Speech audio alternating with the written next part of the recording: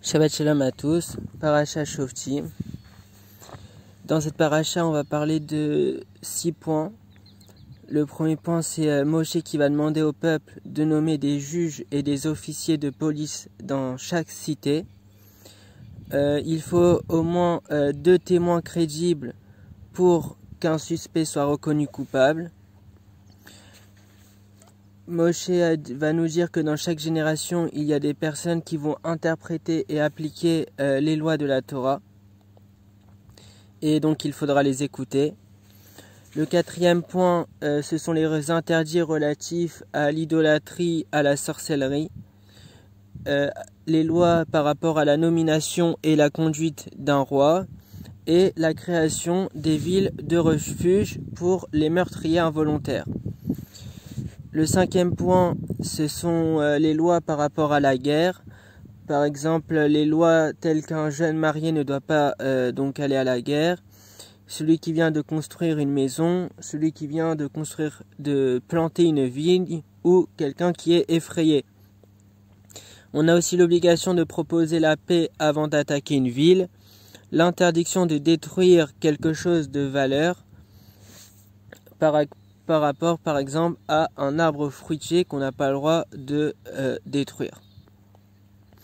Et enfin, la paracha va se terminer par la loi de Eglar Harufa.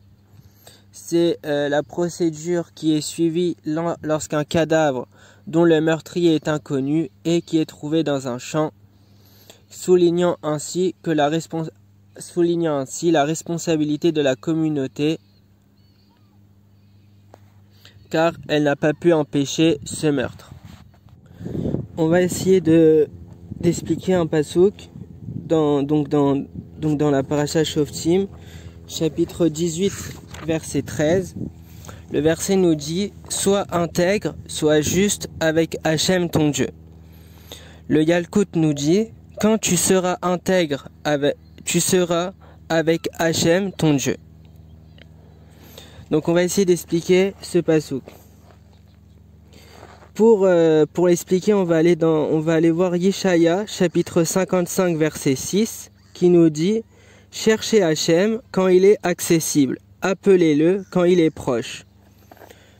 Le Midrash va nous rapporter une discussion entre Rabbi Israq et Rabbi Yossi bar Hanina. Rabbi Israq qui dit « C'est comme un homme qui joint 2 planches et les colle l'une à l'autre ». Tandis que Rabbi Yossi bar Hanina il nous dit « C'est comme un homme qui joint 2 pieds de lit et les colle l'un à l'autre ». Dans Vaïkra Rabba 3, chapitre 3. Quand on parle ici de pieds de lit, on parle en fait de quelque chose d'un peu courbé, tandis que des planches, c'est quelque chose de droit. On va essayer de comprendre cela par une petite illustration, une petite histoire. On dit qu'il y a 2 façons de coller. Selon s'il s'agit de faire adhérer 2 éléments droits, donc c'est plus simple de les coller, ou bien 2 morceaux courbés.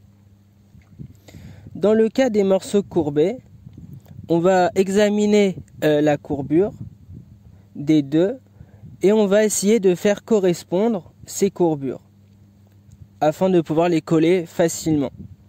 Tandis que si les 2 planches sont droites, il sera facile de les ajuster l'un à l'autre, même sans grande attention ni précision. Qu'est-ce que cela signifie ? On va interpréter cela. En plusieurs endroits, donc Dieu va nous demander de nous attacher à lui et en fait c'est à prendre au pied de la lettre. Comment la façon de s'attacher à lui? Comme on l'a vu, lorsqu'il y a les 2 morceaux sont droits, l'adhésion va s'effectuer sans difficulté. Donc avec une personne qui est juste, s'attacher à Dieu, ça sera assez simple, il n'y aura aucune difficulté.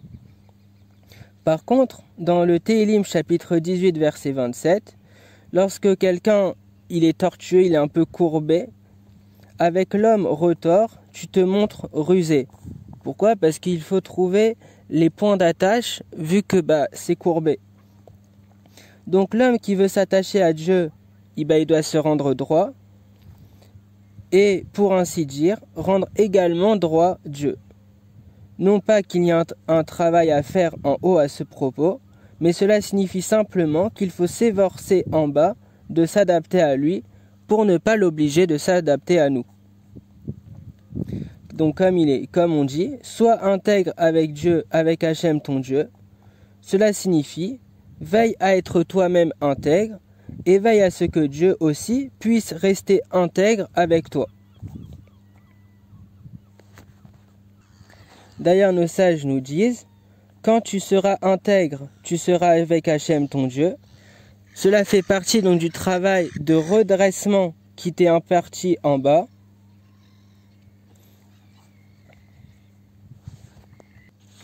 Que le méchant abandonne sa voie, donc il arrête de fauter,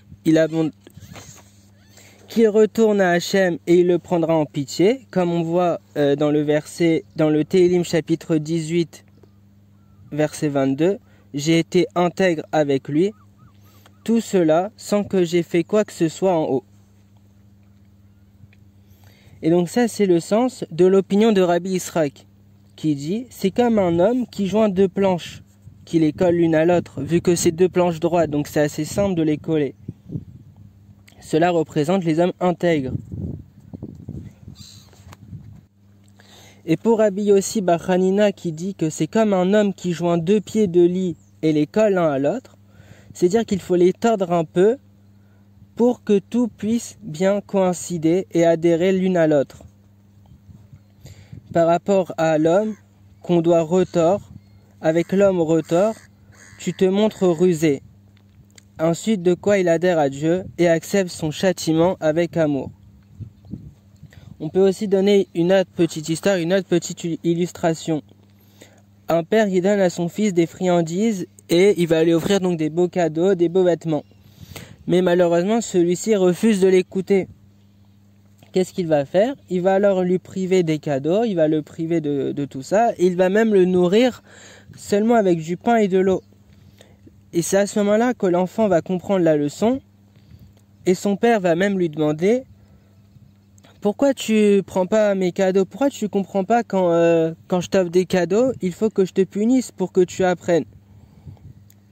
Pour toi, c'est bien que je te punisse, vu que tu vas apprendre. Mais pour moi, ça me fait souffrir. Ça me fait mal au cœur de te donner seulement du pain et de l'eau pour que tu comprennes. Alors que tandis que quand moi, je vais te gâter, je vais te faire plein de cadeaux, toi tu vas être content, mais moi je vais être dans la peine. » L'interprétation de cette histoire est simple. Quand Dieu donne à l'homme la richesse, les honneurs, quand il offre des cadeaux, il est satisfait. Mais malheureusement, des fois, la façon dont il va servir Dieu, c'est pas la bonne. Et donc Dieu va être dans la peine. Tandis qu'au contraire, quand Dieu va lui infliger quelques épreuves, il va un peu le faire galérer, là l'homme va